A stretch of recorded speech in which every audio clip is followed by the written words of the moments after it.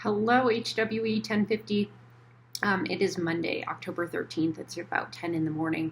I am still grading your second homework set, so bear with me there. Almost all the way done, so if you haven't received it back, do not despair. I am getting there. Hopefully you had a good weekend and enjoyed this fall weather. We are wrapping up week 8 content.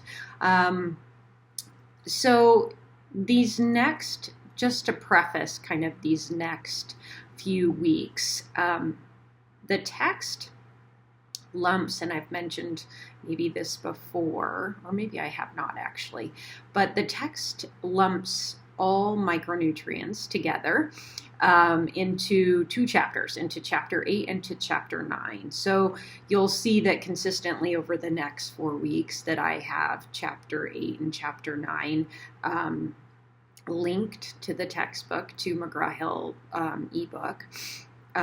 Just those 2 chapters over and over again, because that's where all the content is from. But what I have done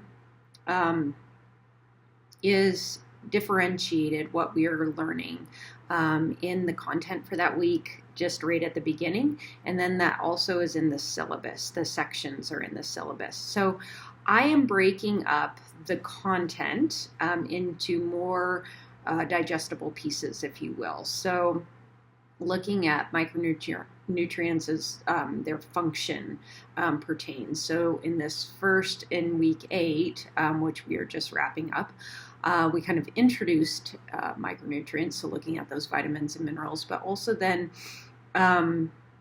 looking specifically at water, phytochemicals, and those that are considered electrolytes. So sodium, potassium, and chloride. So we're taking those nutrients and we're putting them together as a function. So as we continue on in the next 4 weeks, each week will be a function of similar acting micronutrients. So we'll look at bone health, and we'll look at brain health, and we'll look at the immune system and blood health, and then each of those micronutrients that fall into each of those functions, if you will.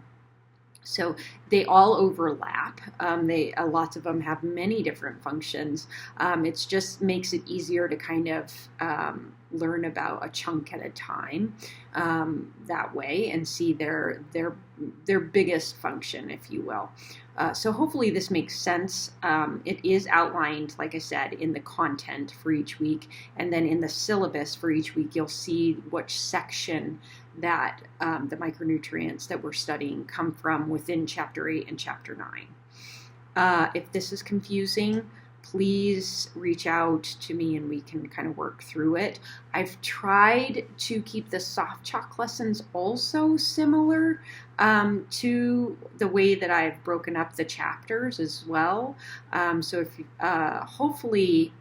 hopefully this kind of overlaps with the way that I've done this. That's my hope. But if something feels funky, please reach out and ask me questions.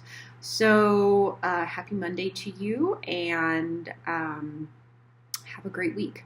And when we jump into chapter 9, we will be looking at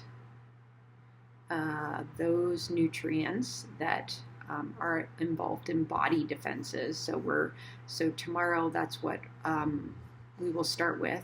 And so we're looking at the term antioxidant, which is, we hear that tossed around a bunch. So looking at those nutrients that serve as a source of antioxidants, so they can help us reduce oxidation and the process of oxidation and free radicals circulating around. Common ones that we will study in the next section would be vitamin A, vitamin C, vitamin E, selenium, and zinc. So those will be the micros that we focus on tomorrow. Okay, this is long, so I will be done and cut it short. Okay, have a great one. Bye-bye.